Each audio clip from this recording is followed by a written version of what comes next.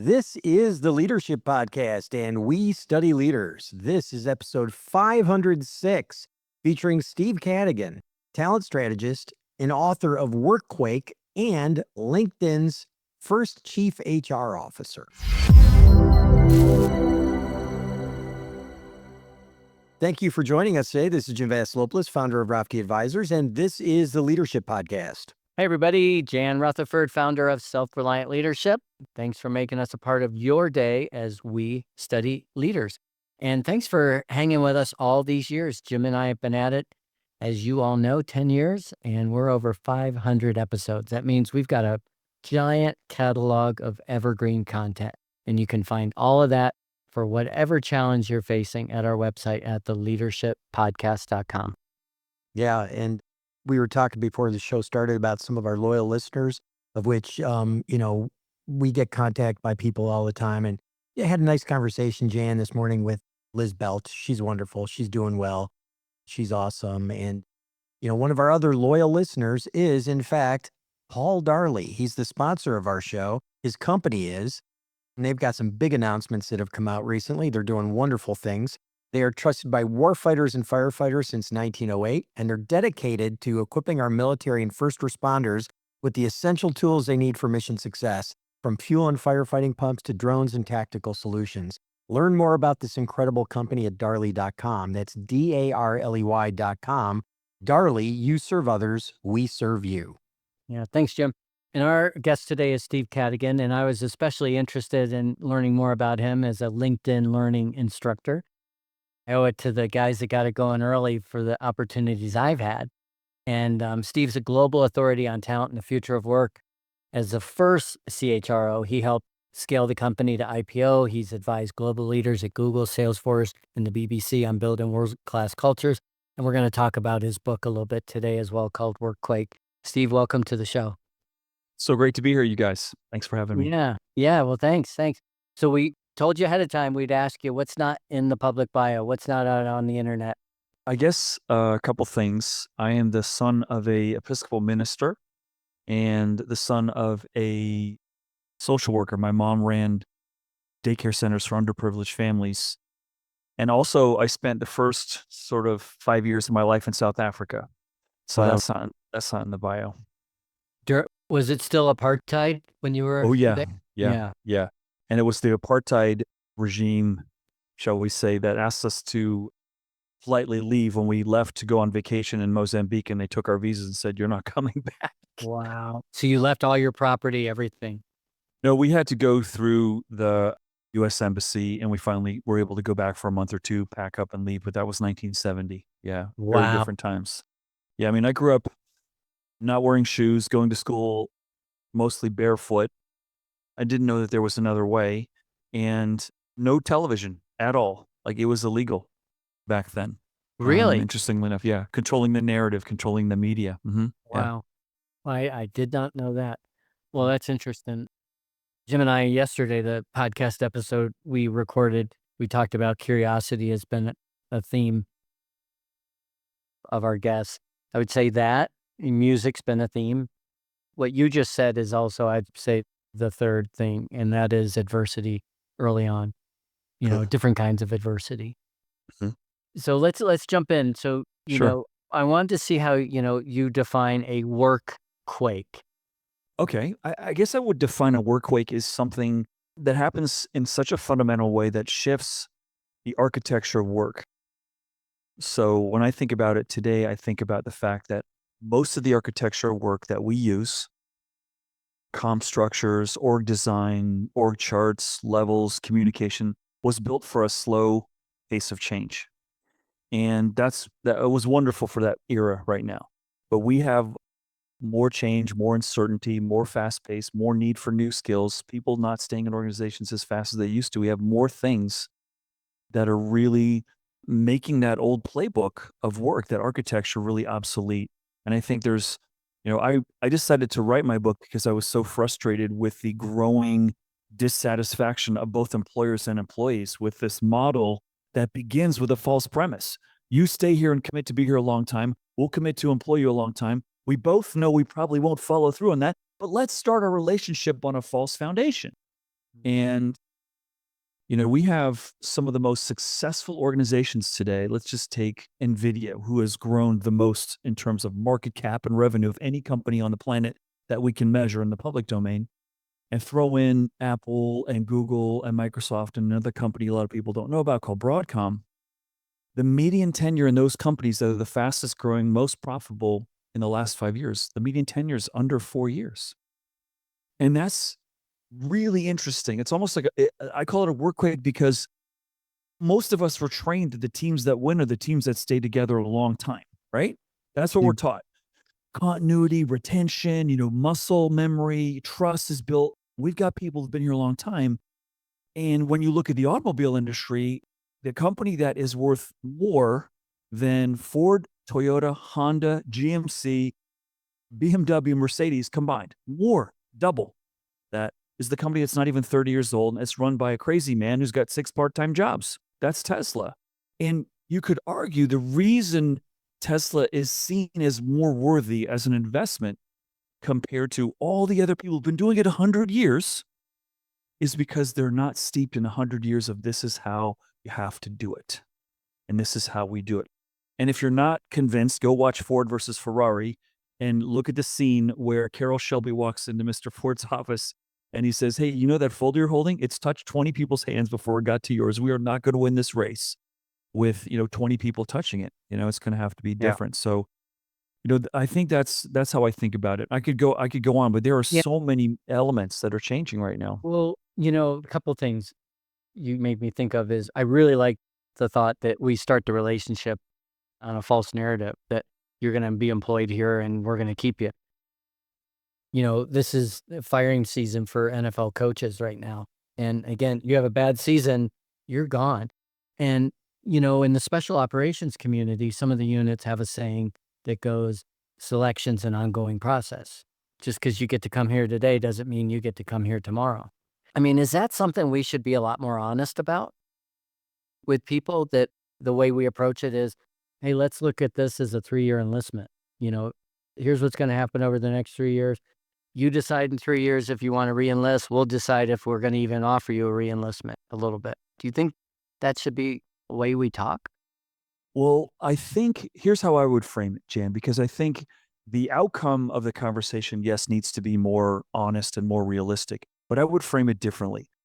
Listen, we both know that there is more visibility to opportunity in the world. There is more uncertainty. There could be a new competitor that's going to make our business, impacted in a way that we can't sustain our relationship as long as we would like to. So let's agree that while you're here, we're going to make this the most engaging, the most growth-oriented experience that we could possibly make it, and you're going to commit to, fully involved. But let me tell you that I'm going to care about you for your whole career, not just when you're here. I'm going to extend the relationship from just what I call the Tony Soprano School of HR, which is you quit, you're dead to me, to be more realistic and say, listen, we both know you're going to go. Like, I had to recruit thousands of people at LinkedIn in the shadow of Google, okay, who could outpay me, outbenefit me, outperk me, out on-site childcare center me, out sushi chef me, out Lady Gaga's coming to sing to my employees this morning, and I had to compete with something that, was almost impossible to. The way I wound up, and I was also selling my product to them to out-recruit me, okay, because our product was a recruiting product at LinkedIn. And so what we had to do is say, listen, this is Silicon Valley. We know you're probably not going to stay here forever. So while you're here, how can I prepare you for your future to realize your dreams? And people would say, wait a second, you're talking about my exit interview and I haven't even got a job offer yet. But I said, well, let's just be honest. We know this is a path and we want this part of your journey to be amazing. And so that's how I think about it. Like, and that takes the pressure out of that, oh, we have to, take care of you and you've got to commit to us. Like, no, let's make this journey while we're together as beneficial to both of us as much as we can. Yeah, one of the things that kind of interests me, this is such an interesting discussion because of probably a lot of the insights you've got, but I just think back to where, the most interesting part of my career started when I was exposed to the internet. And, we were very early on. I got very fortunate and we were helping build the engine behind Orbitz, okay, which is one of the first online travel firms. And as we were That's doing right. this, we realized like this is going to change an industry. Like travel agents are just going to be decimated by this, an entire industry. And, we saw this technological wave disrupt business models across the board. I think certain Mm. industries haven't even fully recovered, like media, newspapers, and, they just haven't fully recovered because it's changing. There's this traditional employer employee contract that is completely outdated, okay, which almost dates back to the days of automobile line workers and factory workers in many ways. So that business model for this relationship is, we're now in that awkward phase of updating it, right? You know, what do you think like this is going to look like going forward in, kind of the new contract, the new work model that we're going to be operating under? We actually starting to see some examples, but you're absolutely right.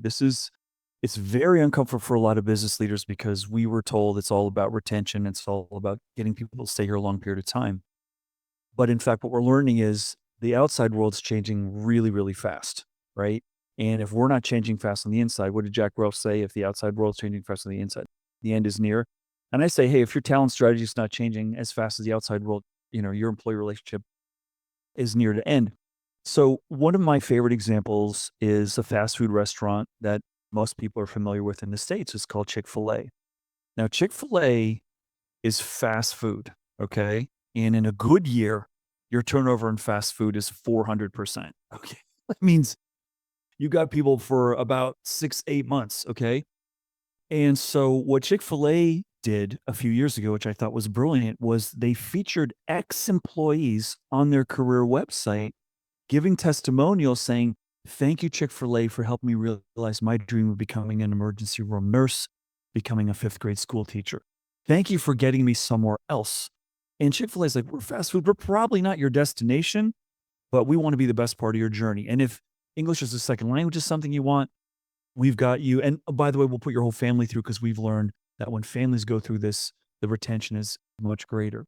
And I think that's how I see it evolving. Like this, listen, let's care about you for your whole career and let's be honest. And if you do that, and this gets to the old, CEO, CFO conversation, which you've heard, the CFO comes in, out of breath, this CEO's off like, "Hey, we're spending all this money training these people and they're leaving." And the CEO's like, "Yeah, but what if we don't train them and they stay?" And that's sort of where the rubber meets the road. It's like when I was early at LinkedIn, I remember sitting in the boardroom of the largest corporation in America, Walmart. Okay. And we're trying to sell Walmart. And we're like, this is the big whale. We get them signed up. We're going to be, we're going to be doing great. And I remember the head of HR saying, and she's like, she was late because she just come out of a meeting with some senator or something like this is the kind of the level you're dealing with here. And she says, "Why would I have my employees use this? They're just going to use it to find another job." And I had to sort of say, well, if that's the case, then what you're operating is a prison, not an employer for, Mm. right? Like, don't you want people here because they want to be here? And by the way, I can use LinkedIn to make every one of your employees a recruiter. Wouldn't that help you? Right? Like it's already happened. You know what I'm saying? Like people are going to go. So let's stop playing defense, which is retention. Like let's keep people longer and let's start playing offense. And college basketball to me is like the greatest example of how you play offense. And Coach K, Mike Krzyzewski, who's now retired, was the longest holdout of like, I'm not getting these kids who are one and done. Like this is just not going to work for me. It's all about loyalty and family and relationships. And then he starts losing to Sister Mary School for the basketball challenge, and he's like, "Whoa, we better figure out how to do what they're doing, right?" So what does that look like? What it looks like is Coach K's got to recruit all the time. And this is before the pandemic where you don't have to sit out a year to change schools and you've got an extra year of eligibility, which means you're no longer recruiting high school students. You're recruiting every college player in the world, right? This is like a completely unfair shift that he had no part in voting for. And so what he has to do is he has to radically build, teams faster, right? And so Coach K, how did you do that? Well, as soon as someone signs a letter of intent, they're part of our WhatsApp group. You were orienting them from the minute they signed with us. Not like when you show up, we've got 3 years to teach you the offense and our complex defense. And that gets to, what I call the basketball equivalent of a job description is the offense and defense. You cannot have a job today that takes someone 5 years to figure out. You can't, because you're going to be miserable on year number 4 when that person leaves, and you're going to start all over. So you're going to have to re-architect jobs so that you don't need one person taking 5 years. You need maybe 2 people taking 6 months, pieces of it, right? And that's what Coach K did. Simpler offense, simpler defense. And think about how hard it was for them and is for them in football the same. I've got to build a new world-class team every 6 months. Not a good team, you know, every 6 months. And I know this is the hardest part, the most uncomfortable part for business leaders. I know my best guys are only going to be here for 1 year. That's it. They're only going to be here for 1 year. And so how do I embrace that? Okay, well, I want a great alumni network. If you don't make it to the NBA, you can be a coach here. You can come back and be a broadcaster. We'll set you up for summer camps. Like, we will build a support network that provides support to you for the entirety of your career. You don't have to earn it by graduating, and being here 4 years. To me, they're the leading indicator for businesses. Like, you can do it. Like, look at these guys and don't cry for them. They're some of the highest paid people in their states, but it's really interesting. And we're seeing more and more models. It can be done. And then those companies I gave you, the 5 companies I named earlier, their competitive advantage is they don't have people that are 30 years as much. Now, listen, I'm not trying to sell short tenure as the nirvana. It's not. I want my best people as long as I can, but it's playing defense, and I'm fooling myself if I think all of them are going to stay as long as they used to, right? And what I love asking business leaders when I give them this data, and I've got that look of like organ rejection on the face, like, yeah, not at our company, Steve, over there, but not here. I said, listen, why do you think people are leaving? And they go, they've immediately, and we're so good at this in America. I'm good at finding someone to blame. It's those young people, the short attention span, the millennials, the Gen Z, career sugar high, short attention span, disloyal. And I said, well, let me stop you there. Are you talking about your children that you raised? First off, like, you got ownership. And secondly, that generation sees more career paths, more new industries, more choices than you and I had. For us, it was policeman, teacher, fireman, businessman, my dad's a minister. He didn't even offer that as a choice for me. Like, it was super fun. And it was in something that my kids say, Dad, you know how everyone knows you're old? You get a newspaper delivered here. It's like it was in a newspaper. And now my kids, I got 3 teenage boys, and Dad, when I ask them, what do you want to be? They go, we want to be YouTube influencers. And I go, oh my God, what have I done wrong? And think about that. That's a whole domain of opportunity where you're not working for someone else. You're just producing content and value on your own. And there's more of that that's only going to continue to grow. So how, you crusty, frustrated executive, how dare you think that this is a young, frivolous, sort of, deficient generation? They have so much choice. And it's like you live in your grandma's basement and then you go to Vegas and you go, whoa, whoa, whoa, I can eat anything at this buffet table? Yes. Why wouldn't you want to try it? Right? And as a parent, I'm so overjoyed that my kids have so much choice. But as an employer, it scares the daylights out of me. And not only can you see other choice, you can see how they pay. You can see what the rewards are. You can see how happy people are. You can see what the turnover stats are. I can see Jan's selling habits as a public officer. Like, he's dumping the shares. He must see something's coming. Like, it's amazing.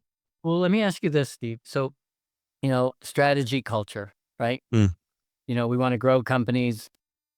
Most of the great companies I work with say, we want to grow. We do not want to change the culture despite massive societal change.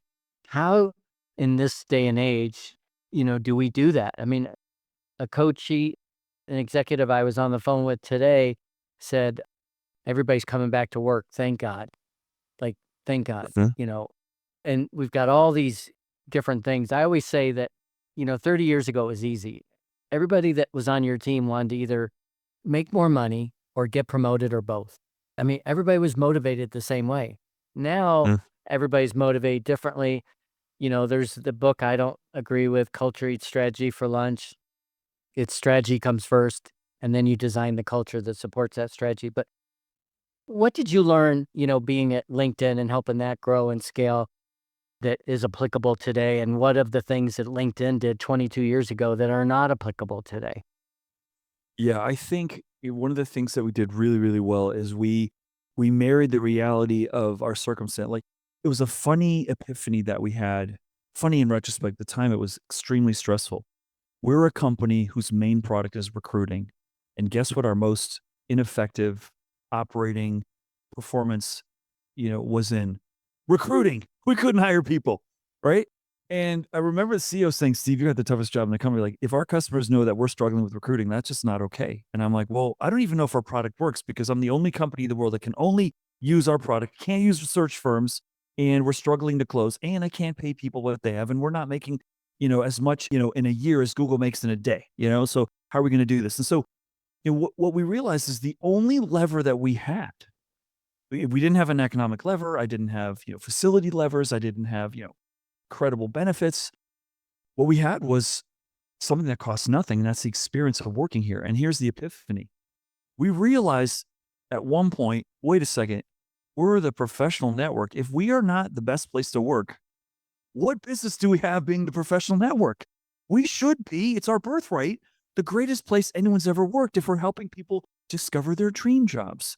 And that was, I think, we married the value prop for the customer, the user, the member, with the experience of what it's like to be an employee. Like those were the same. And when you have that, and it was the first time in my career I've ever seen it, magic happens. It's no longer a poster of what our culture is. Like, no, we're here, for career transformation, for our members, for our employees, simple, and I spend so much time, and I know you guys too, like, what's your identity? If you don't know who you are as an organization, how can you bring anyone in here? And that, I think, was the powerful lesson that we learned, that I try to help people would say, like, don't talk about culture because you read it in some Harvard Business Review article. Like, if you're not sold that it's really, please don't tell your people it is, because that's disingenuous. And you're going to tell them how to behave, and then you're going to do the opposite because you don't really care. And then you're going to be in a whole bunch of trouble. I feel like we're trying to over-engineer too many things. And I think that's sort of behind your concern, Jan, around strategy and culture. Like, Yeah. if we're not creating Yeah. value, then what's the point of all this other window dressing stuff, right? And I like how we just simplify. Like, bless my CEO's heart, Jeff Weiner. He's no longer the CEO of LinkedIn, but he said, if I see a culture poster on the wall, I'm going to throw up. Okay. I hate those things because as a leader, I feel like it's a trap that someone's waiting to, measure me against, that I'm going to fall short on. And it's taking everyone's, focus off of delivering value, right? Like, Yeah. let's try to keep it real. Let me tell you, let me share something, and then I want to talk about our sponsor a little bit too, but real quick, Mm. an observation I made. So this is the N of one. When I recorded courses at LinkedIn in Carpinteria down near Santa Barbara, what I remember about the culture there, a lot of it's artifacts, but I remember thinking, gosh, things do not move very fast here. Like, it sort of feels slow and deliberate. And I'm like, we could be moving a lot faster. But what I realized, and most of the people there were much younger than me, that they were really good at their job. They were like, the stuff we were putting out was good. I mean, like really good. And it made me slow down and go, I think I've gotten a few things wrong. And, you don't have to go 90 miles an hour to produce great stuff. And, again, I don't know if that's part of the vibe of Santa Barbara and that was an influence on it, or if it was LinkedIn, and LinkedIn Learning is different than LinkedIn.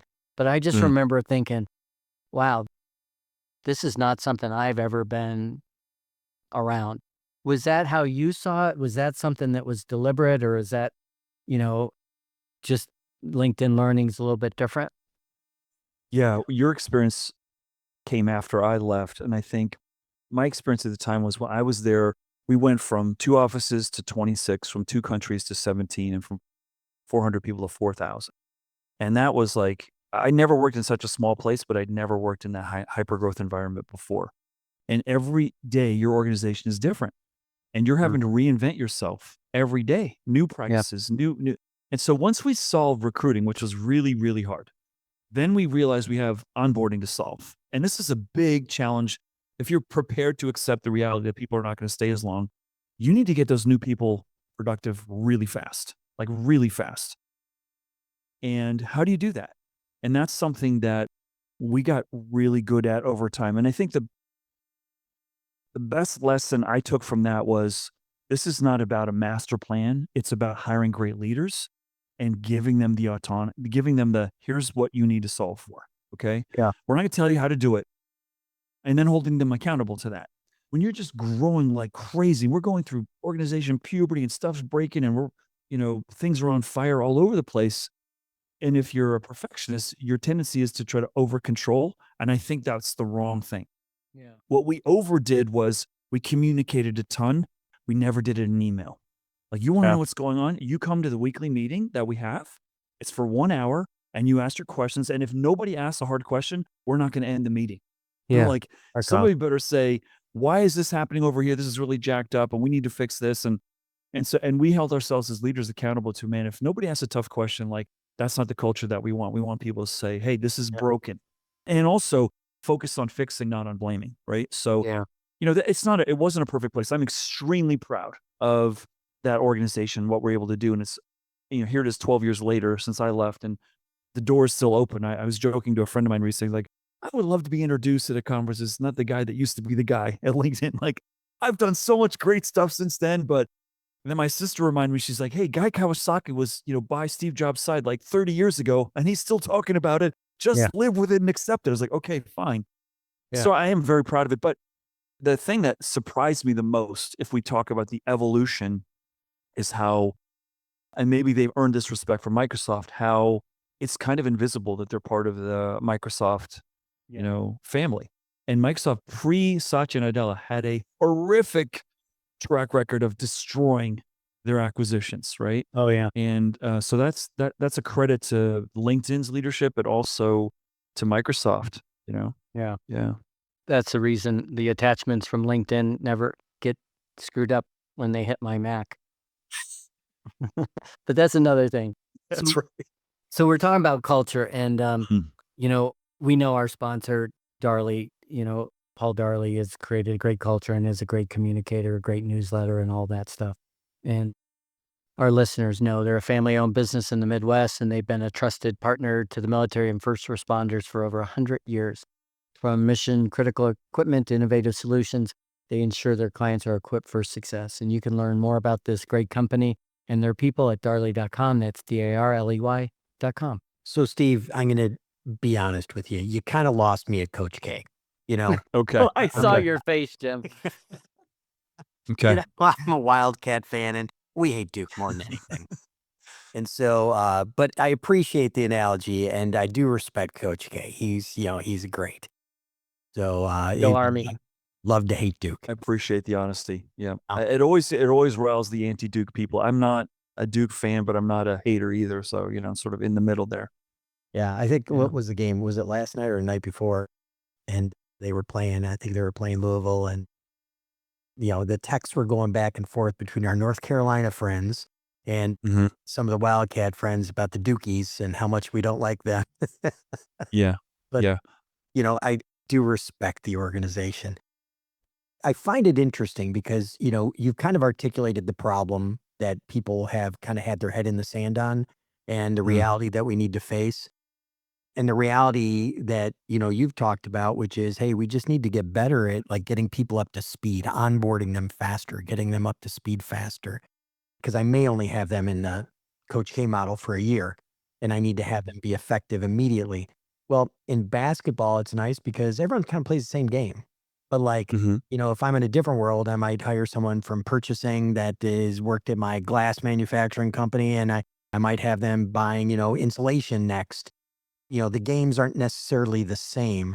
What are your best tips? And I think you articulated a few of them already, but what are your Yeah. best tips if we want to encapsulate that to say, listen, I'm a leader. I have to deal with this problem now of maybe getting people up to speed faster because I might not have them up, together longer. Mhm. And how do we balance that with the impatience we've seen for decades with people? Like, how long does it take to show you're good enough at your job? I mean, there's some jobs in sales where it's like, in this industry, you don't know if they're any good until it's like a year into it, maybe 18 months Mhm. into it. Help us understand that balance and what your thoughts are there.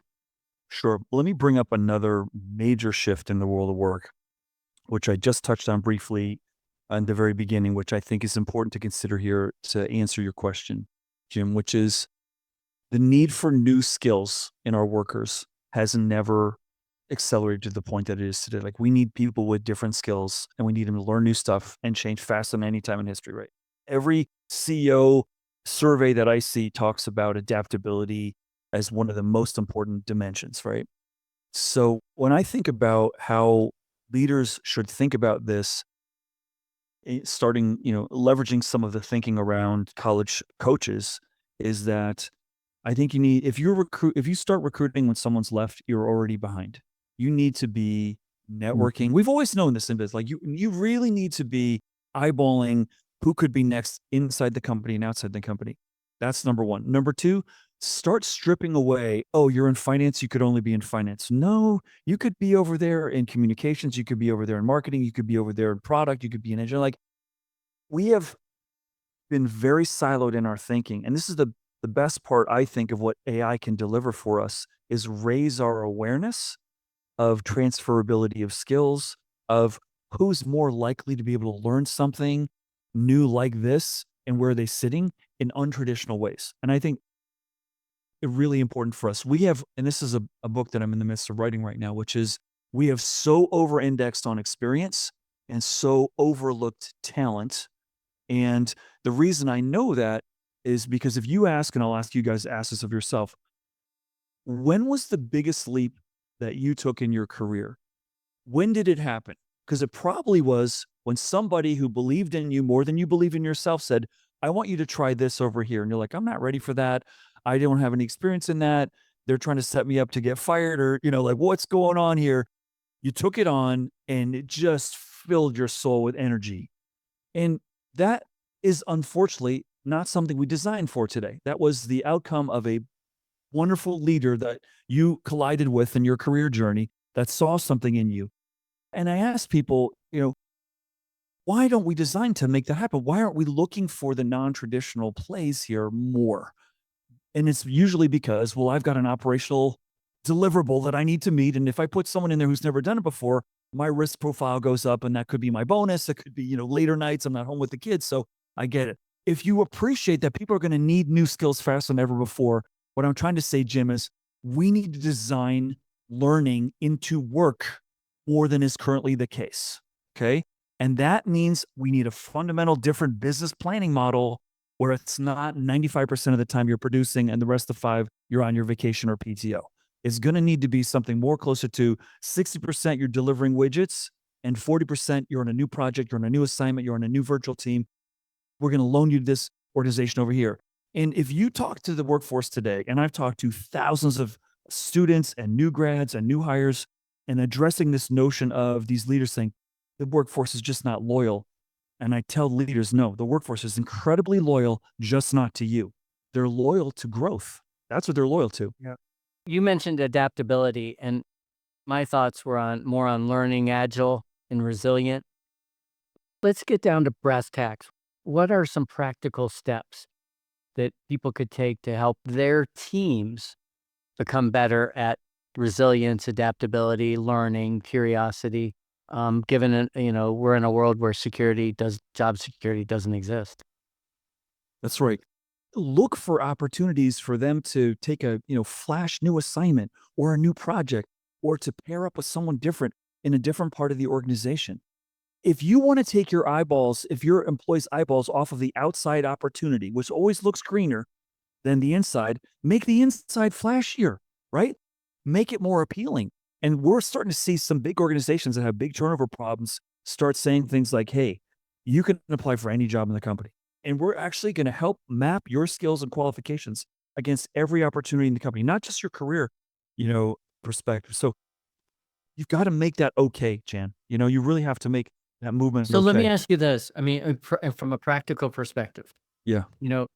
should the CEO of a bank be a non-banker? Should the CEO of an electrical contractor not be an electrician? Should the CEO of a tech company in Silicon Valley not be somebody with an IT, finance, business development background? Is that really practical?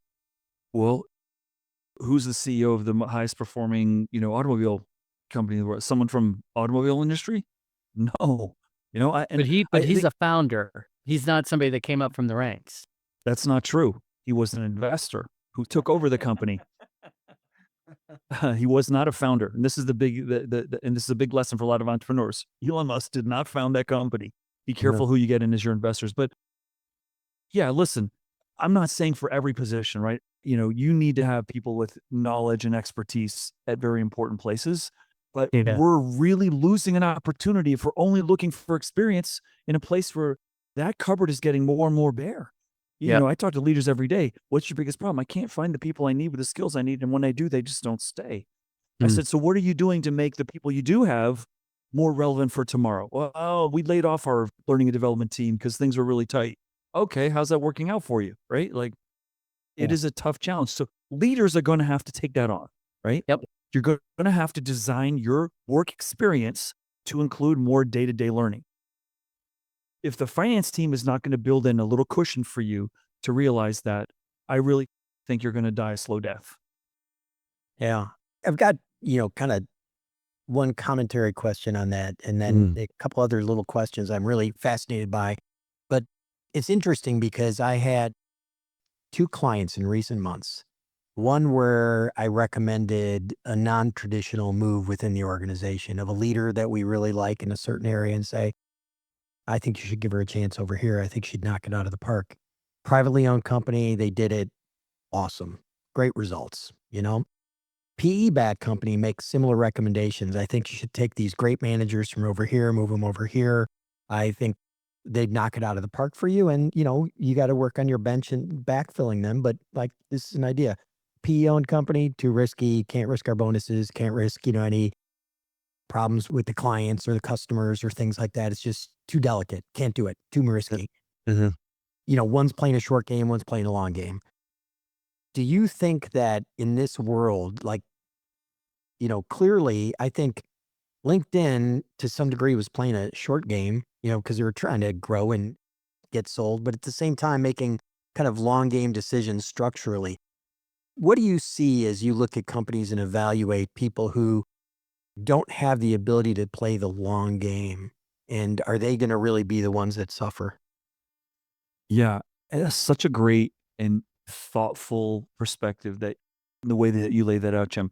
I reframe your question a different way. Now, it's a great debate to have with friends over a beer or coffee or whatever's your beverage of choice, which is what companies in America today are building to be here 100 years from now? Who's doing that? And it's a short list. It's a Yeah. really short list. So is that because people are not mature, they're not thoughtful, they're not ambitious? No. I think the world's changing so fast. How dare I think that my technology is going to be, sustainable, or that I have got the capacity to grow something that's going to weather inevitable challenge, right? What it takes to stand up a company from a revenue, from an investment is lower than it's ever been. And the time it takes for you to be competitive is shorter than ever before. And we used to sit around at LinkedIn, I was there from, year 6 to year 10. And the founders would go like, man, what it cost us to build this thing would be a fraction today. And we're worried that someone's going to come and take our stuff over.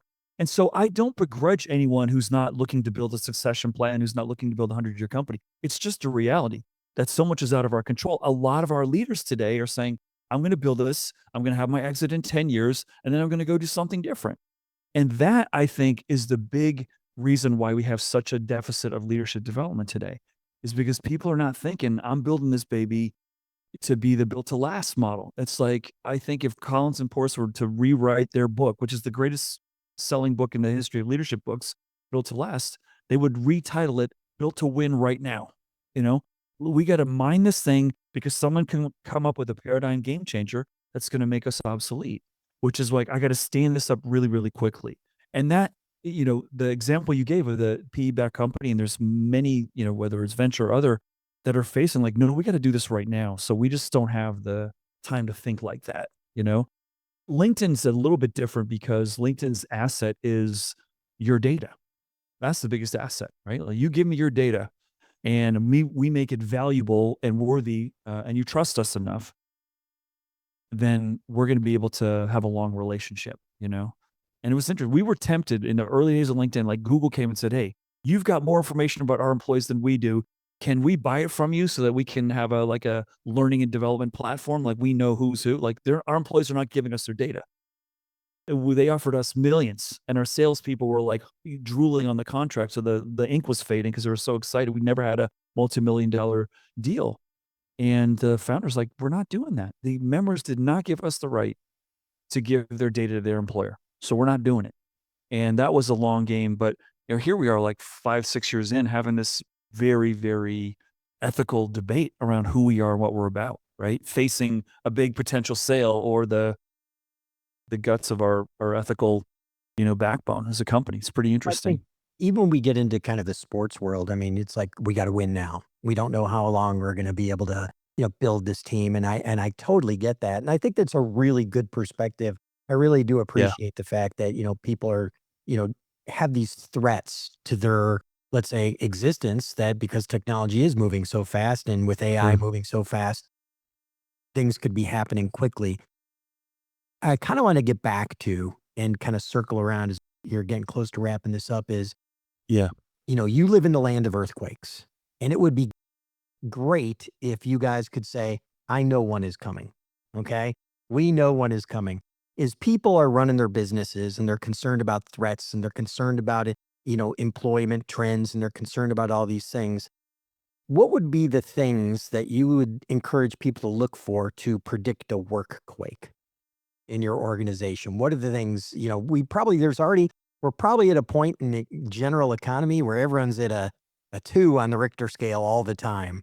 But if you said, hey, I see one that's going to be a 6 or 7 coming for you, what are the things we should be looking for in our businesses to just be ahead of that? Yeah.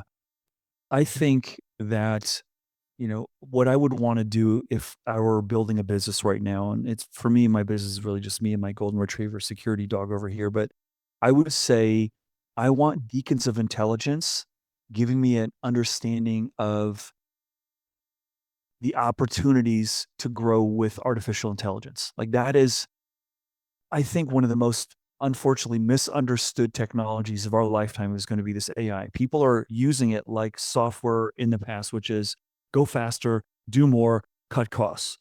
And so my fear is that's a bottom line focused thinking, not a how do we use this as a superpower to open new markets, to make our employees, superhuman, to give them much more greater satisfaction and greater impact. How can we do that? That's a longer game conversation because a lot of boards are saying, use AI. You got to do it. Our investors like, hey, what's your AI strategy? Like, so the employees like, well, we got to do something with AI. And no one's being given the opportunity to say, wait a second, I'm not sure this is right. So I guess it's a long-winded way for me to say, listen, what's human work and what's not human work is the thing. That's the puzzle that we all need to solve right now. What is the work that humans can do and what work should we try to offload? McKinsey just published a report at the end of 25 called The State of AI. And what they found was 80% of the companies are deploying AI in some way or another. Only 16 are seeing significant material profits. What are they doing? They're augmenting humans, not replacing them. And that I think is a interesting bit of data that I would say for me to understand what's coming next, I want to have intelligence around how to be smarter around the quality of me to be able to create values through my employees. How can I use AI to see things that I couldn't see before? That's where I would Yeah. focus. So, Steve, this is really fascinating. I can't wait for this to air, and I'm going to share it with, I've got people in mind I want to share it with, especially the onboarding. That really struck me. What would you leave, for the people listening as an action step or something to contemplate, something that Sure. really will stick with them? Yeah. The hardest part of this moment for all of us as leaders is that we don't have a benchmark for this moment.